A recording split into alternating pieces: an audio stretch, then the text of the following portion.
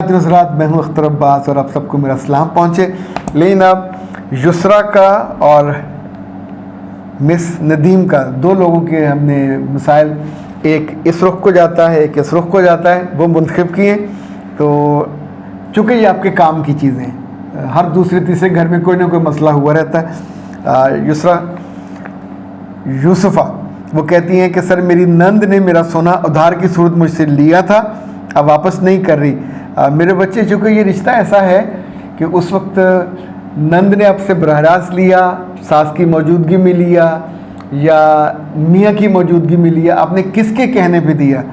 اگر تو آپ نے حدری بن کے خود ہی دیا تو بالکل واپس نہیں آئے گا. اور اگر آپ بیچ میں کوئی واسطہ تھا، کسی کی سفارش پہ دیا، اور اس پہ لکھت پڑھت ہم کرتے نہیں ہیں، ادھار دیتے ہوئے چیز لکھت پڑھت ضرور کرنی چاہیے، ساتھ مینشن ہونا چاہیے کہ 2 سال میں واپسی ہوگی. کیا آپ نے اس کو گفٹ دے دیا تھا؟ یہ بھی واضح آپ نے نہیں کیا کہ اس کو اس کی شادی کے لیے یا اس کے گھر کی ضرورتوں کے لیے دے دیا تھا. تو میرے بچے، پھر تو یہ واپس نہیں آئے گا. پھر تو آپ کو دعائی کرنی پڑے گی کہ اللہ تعالیٰ آپ کو اس کا کوئی متبادل دے دے. اس کو دل کا زخم نہ بنائیے گا، کیونکہ جو قریبی رشتوں پہ اس طرح کی انویسٹمنٹ ہو جاتی ہے یہ واپس نہیں آتی. اگر ان کے پاس ہو تو آپ سے مانگیں کیوں؟ تھوڑا دل بڑا کیجئے. یہ پیسے، یہ زیور آپ کے والدہ نے دیا تھا یا آپ کے سسرال نے دیا تھا، دونوں صورتوں میں ایسا نہ ہو کہ آپ کی ازدواجی اور خانگی زندگی اس سونے کے سیٹ کی وجہ سے برباد ہو جائے. وہ بہت بڑی قیمت ہوگی جو آپ پے کرو گے. بہت سی عورتیں یہ قیمت پے کر چکی ہیں، گھر اپنے توڑوا کے واپس آ چکی ہیں. چونکہ جب آپ یہ کر لو گے تو پھر 2 دشمنوں کی دشمنداری شروع ہو جائے گی. آپ کی ساس اپنی بیٹی کے ساتھ ہوگی، آپ کا میاں بھی اپنی بہن کے ساتھ ہوگا. یو وڈ بھی قلم کر لی، آپ ان کا مقابلہ بھی نہیں کر سکو گے. ان کی نفرت کا بھی آپ، یعنی ہم اسے حق اور باطل کی یہ جنگ نہیں ہے، یہ ڈیلنگ کی جنگ ہے، ظرف کی جنگ ہے. آپ ذرا اعلیٰ ظرفی کا مظاہرہ کریں. آج نہیں تو کل میاں نہیں لے کے دے گا تو کل آپ کے بچے لے دیں گے. اور میرے بچے، گھر میں 100 تولہ بھی پڑا ہو، کون سا قبر میں لے کے جانا ہے؟ یعنی گھر میں کچھ تو آپ کے پاس ہوگا نا، وہ پہنے. عورتیں بالکل اس کو دل کا زخم بنا لیتی ہیں، یہ ٹھیک نہیں ہے. مس ندیم کہتی ہیں کہ سر جی میرا سسرالی گھر سیل ہو رہا ہے، میرے میاں اپنی بہنوں پر گھر کے حصے کی رقم خرچ کر چکے ہیں اور اب وہ چاہتی ہیں کہ انہیں گھر کا حصہ بھی ملے. میرے بچے، یہ آپ سیاسی بیان دے رہی ہیں. آپ کے میاں نے بہنوں پہ جو خرچ کیا وہ بھائی بن کے کیا. جیسے باپ ہیں، وہ جب بیٹیوں پہ اور بیٹوں پہ خرچ کرتے ہیں، پڑھاتے ہیں، شادیاں کرتے ہیں، تو وہ جائیداد کا حصہ ان کو نہیں دے رہے ہوتے، وہ ان کو یہ محبت کا حصہ ہوتا ہے، وہ دیا جا رہا ہوتا ہے. اگر کوئی ماں باپ یہ کہے کہ وراثت میں تمہارا حصہ ہم تمہاری شادی پہ لگا رہے ہیں، تو یہ کوئی بھی نہیں مانے گا، ماننے والی بات نہیں ہے. اوکے، یہ چور دروازہ ہے. اب آپ اور آپ کے میاں چاہتے ہیں کہ سسرالی گھر سارے کا سارا آپ کا ہو، تو میرے بچے ہو نہیں پائے گا. اگر تو، اب اس کو میں کھول کے بیان کرتا ہوں، اگر تو آپ نے اپنی بہنوں کو جو حصہ دیا، جو ان پہ خرچ کیا، بتایا تھا کہ یہ گھر میں سے 10-10 لاکھ کا تمہارا حصہ آئے گا اور میں تم کو دے رہا ہوں، اگر یہ جملے کہے تھے تو حصہ ادا ہو جائے گا. اگر یہ نہیں کہے تھے تو پھر جو آپ نے خرچ کیا وہ صلہ رحمی میں آئے گا، حصے میں نہیں آئے گا. حصہ تو آپ کو دینا پڑے گا، اور نہیں دو گے تو کورٹ میں جائیں گی. کورٹ میں بھی سپریم کورٹ تک ڈنڈے کے زور پہ انگوٹھا رکھ کے گردن میں وہ حصہ ان بچیوں کا حق ہے. کیوں نہیں؟ بہت سے بھائی، اب آپ کا کیس چونکہ پورا کھلا نہیں ہے، بعض بدنیت لوگ بھی کرتے ہیں. ممکن ہے آپ نے کوئی اچھی نیت سے پہلے کی، اصل میں آپ کی نیت پہ شک نہیں کر رہا.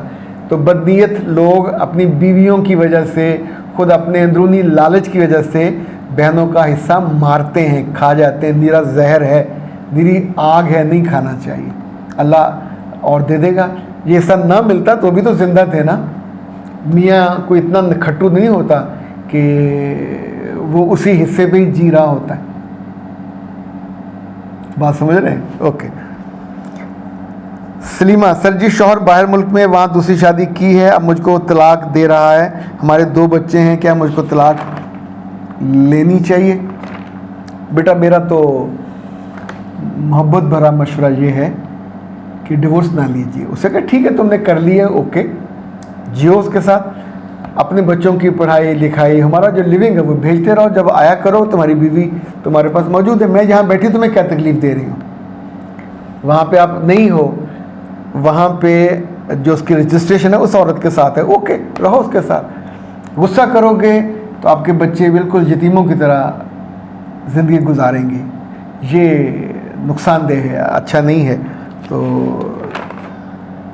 आपको जो स्ट्रेस होगी, जो टेंशन होगी, सोच के अब ये एक चीज़ हो गई है, सो उसको क्या कहना चाहिए, किस्मत का लिखा समझ के कबूल कर लेना चाहिए। अच्छा, इन्होंने भी पूछा है कि जी मुझे एंग्जाइटी बहुत ज़्यादा, मैं क्या करूं? मेरे बच्चे, आप जब एंग्जाइटी हो तो वज़ू बार बार करें, नफल पढ़ें, कुरान पाक पढ़ें, बल्कि अगर आप अपनी आदत बना लें सुबह नमाज फ़जर के बाद सूरह यासीन पढ़ने की, ज़ोहर के बाद सूरह फतह पढ़ने की, असर के बाद सूरह वाक़या पढ़ने की, वाक़या सूरह मगरिब के बाद भी पढ़ सकते हैं। इसी तौर पे ये 5 सूरतें, इन 5 नमाज़ें हैं, 5 सूरतें, इनको नोट कर लीजिए तो आपके जो बहुत, आपका जो है ना जी दिल का बोझ वो भी कम हो जाएगा। सूरह यासीन 22वें पारे में है, ये फजर के बाद, ज़ोहर के बाद सूरह फतह है, ये 26वें पारे में है, असर के बाद सूरह निबाह है, ये 30वें पारे में, मगरिब के बाद सूरह वाक़या है, ये 27वें में है, और इशा के बाद सूरह मुल्क है, 29वें में है। आप सोचिए आदत बन जाएगी, अल्लाह से इतनी कुर्बत हो जाएगी, जो मांगेंगे मिलेगा। बहुत सारे जो दुनियावी और प्रेशर और परेशानी, एंग्जाइटी, वो भी ख़त्म हो जाएंगी। उठते बैठते अल्लाह के ज़िक्र को अपना जो मामूल बनाइए।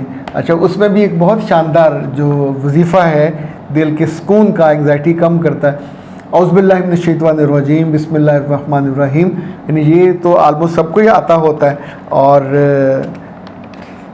कोई ऐसा नहीं है कि जो ये कहे मुझे ये नहीं आता।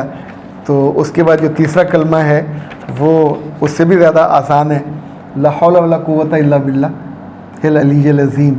तो आप हर नमाज के बाद एक आध तस्बीह कर लिया करें, आपकी एंग्जाइटी दूर हो जाएगी इंशाल्लाह। इसके और बहुत सारे फ़ायदे होते हैं, और वो फ़ायदे आपकी ज़िंदगी में आएंगे। अपनी दुआ में याद रखिएगा। अख्तर अब्बास को दीजिए इजाज़त। अस्सलाम वालेकुम व रहमतुल्लाह। ज़िंदगी किसी सड़क की तरह है, ना तो सड़क सीधी होती है हमेशा, और ना ही उसमें से हम सज्जम सामने बाज आते हैं। मामलात हों, रिश्ते हों, ताल्लुकात हों, एक्सपेक्टेशन हो, इतनी जगहों पे इंसान के दिल को धचका लगता है और दिल दुखी हो जाता है। पर हमारे आसपास दुखों को चुनने वाला कोई नहीं होता, हमें हौसला देने वाला भी कोई नहीं होता, कोई रास्ता दिखाने वाला भी कोई नहीं होता, और ये हर बंदे के बस में नहीं होता। जब अब मेरे पास काउंसलिंग के लिए आते हैं, मेंटोरिंग के लिए आते हैं, तो हम पूरा 1 घंटा आपको सुनते हैं, ये आधा घंटा भी हो सकता है। पाकिस्तान में, पाकिस्तान से बाहर, जहाँ जहाँ सुबह 9 से रात 9 तक 1-1 घंटे के स्लॉट्स में लेता हूँ, और उसमें सिर्फ आपकी बातें सुनते नहीं है, आपको बेहतरीन हल बताते हैं। ये काउंसलिंग पेड होती है, और सबसे मज़े की बात यह है कि आप ही के मुतालबे पे, आप ही की ख्वाहिश पे और आप ही की मर्जी पे हम छुट्टियों के दिन भी काउंसलिंग के लिए ऑन रखते हैं। सो ईद के दिनों में भी जब आप अपने घरों में अपने उस मसाइल वाले घर से दूर होंगे अपनी अम्मा अब्बा के पास, तो वहाँ भी आप मुझसे रब्ता कर सकते हैं। 0300-946-8746, 0332-746-8746। पाकिस्तान में हो या पाकिस्तान से बाहर, ईद की छुट्टियों में ज़रूर रब्ता कीजिएगा, ताकि आपके दुखों को हम मोहब्बत की चिमटी से ऐसे करके उठा सकें और आपको रास्ता बता सकें, ताकि आपकी ज़िंदगी का सफ़र आसान, सहल, खुशगवार और बहुत अच्छा हो।